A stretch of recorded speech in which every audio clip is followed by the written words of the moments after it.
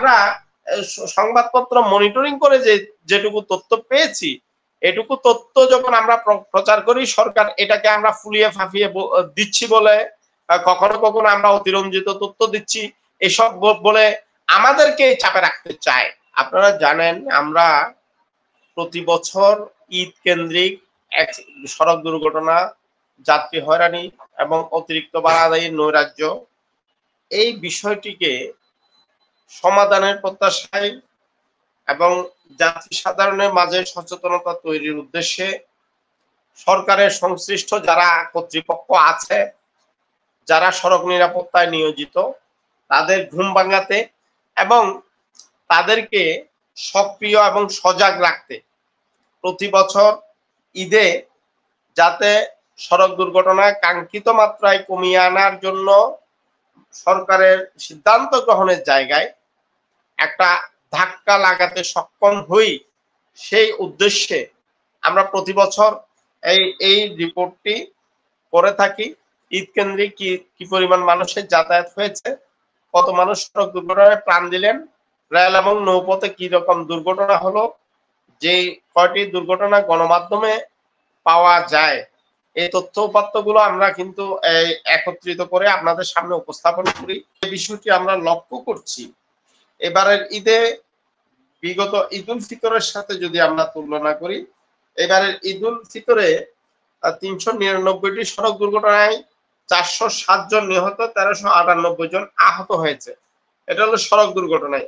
রেলপথে 18টি ছোট বড় দুর্ঘটনায় 24 জন নিহত হয়েছে, 21 জন আহত হয়েছে। নৌপথে আমরা 2টা ঘটনা পেয়েছি, এই 2টা ঘটনায় 7 জন নিহত হয়েছে, 5 জন আহত হয়েছে। এখন যে এটা যদি আমরা বিগত ঈদ উল ফিতরের সাথে তুলনা করি, তাহলে বিগত 2023 সালের ঈদ উল ফিতরে সড়ক দুর্ঘটনা ছিল 304, নিহত হয়েছিলেন 328 জন, আহত হয়েছিলেন 565 জন। এখন বিগত ঈদ উল ফিতরের সাথে তুলনা করলে দেখতে পাই এবারের ঈদে সড়ক দুর্ঘটনা 31.25%, প্রাণহানি 24.08% এবং আহত 147.43% বেড়েছে।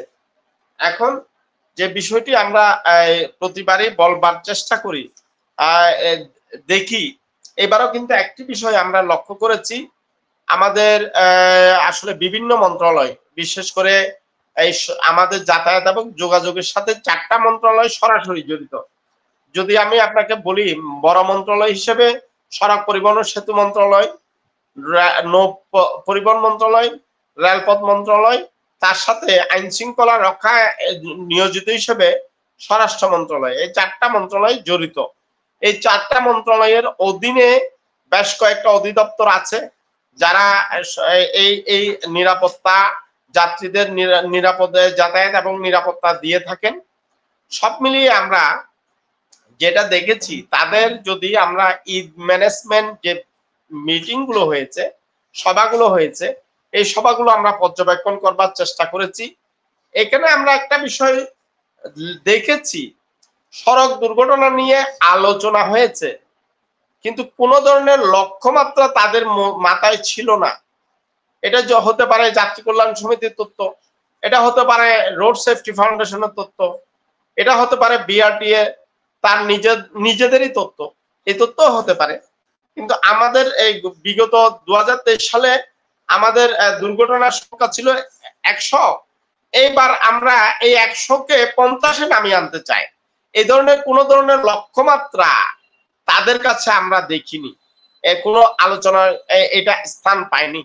অন্যদিকে আমরা যেটা দেখেছি, সভাগুলোতে যে ধরনের সুন্দর সুন্দর সিদ্ধান্তগুলো হয়েছে, এই সিদ্ধান্তগুলোর অধিকাংশ মাঠ পর্যায়ে বাস্তবায়ন হয়েছে এমনটি কিন্তু পর্যবেক্ষণে দেখা যায়নি। আমরা যখন এই যে পবিত্র ঈদ উল ফিতরে যাত্রী সাধারণ যখন ঘরে ফেরার জন্য মাঠে নামলেন, টার্মিনালে আসলেন বা পথে যাতায়াতের করছেন, তখন আমাদের স্বেচ্ছাসেবকরা, আমরা নিজেরা, আমরা মাঠে ছিলাম। আমরা দেখেছি যাত্রীরা যখন অতিরিক্ত ভাড়া আদায়ের শিকার হচ্ছে, যাত্রীরা যখন গণপরিবহন অভাবে বাসের ছাদে, ট্রেনের ছাদে পণ্যবাহী পরিবহন উঠছে, তখন কিন্তু নিয়ন্ত্রক সংস্থা বা সরকারের মন্ত্রণালয়ের যারা দপ্তর অধিদপ্তরে দায়িত্বরত তারা কেউ কিন্তু এগিয়ে আসেননি। গণপরিবহনে যখন টিকিট কালোবাজারি হচ্ছে, এই যে 300 টাকার ভাড়া কোথাও কোথাও 600 টাকা, 800 টাকা, 1200 টাকা পর্যন্ত যখন নেওয়া হচ্ছিল, কোথাও 1000 টাকার ভাড়া যখন 2000 টাকা, 2500 টাকা পর্যন্ত নেওয়া হচ্ছিল, তখন কিন্তু পাশে কাউকে পাওয়া যায়নি।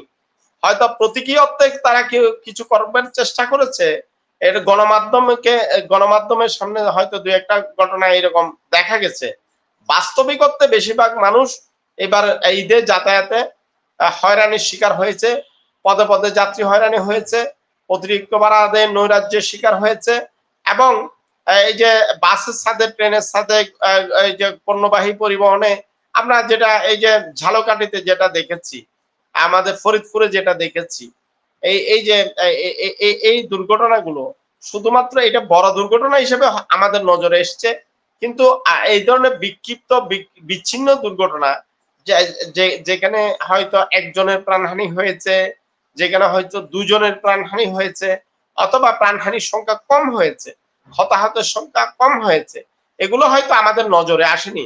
কিন্তু সারা বাংলাদেশে যখন বিস্তীর্ণ জনপদে এই ধরনের ঘটনাগুলো ঘটে এবং এটা ছোট ছোট ঘটনা হয়, হয়তো এটাকে আমরা প্রতিদিনকার ঘটনা হিসেবে, প্রতিদিনের মেহমানের যেমন কদর থাকে না, ঠিক তেমনি করে এই যে প্রতিদিনকার ঘটনা হিসেবে ছোট দুর্ঘটনাগুলো তেমন কিন্তু হয়তো নজরে আমাদের আসেনি। কিন্তু এই ধরনের ঘটনা দেশের হাসপাতালগুলোতে ঈদের আগে পরে কি পরিমাণ রোগীর চাপ গেছে, এটা স্বাস্থ্য বিভাগ হয়তো ভালো তথ্য দিতে পারবে। কিন্তু আমরা যারা শুধুমাত্র সংবাদপত্র মনিটরিং করি, আমাদের কাছে কিন্তু এই ধরনের বিস্তারিত তথ্য আসে না। কিন্তু আমরা সংবাদপত্র মনিটরিং করে যেটুকু তথ্য পেয়েছি, এটুকু তথ্য যখন আমরা প্রচার করি, সরকার এটাকে আমরা ফুলিয়ে ফাঁপিয়ে দিচ্ছি বলে, কখনো কখনো আমরা অতিরঞ্জিত তথ্য দিচ্ছি এসব বলে আমাদেরকে চাপে রাখতে চায়।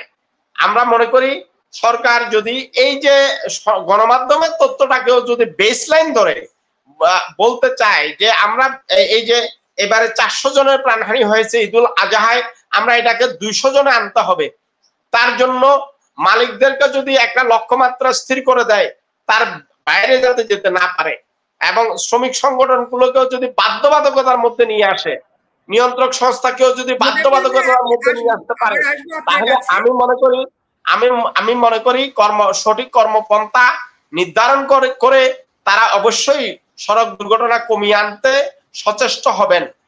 আমি মনে করি এই পথে আগানোর কোনো বিকল্প নেই। এখন আমরা লক্ষ্য করছি সরকার, আমরা যারা নাগরিক অধিকার কর্মী, আমাদেরকে চাপে রাখতে চায়।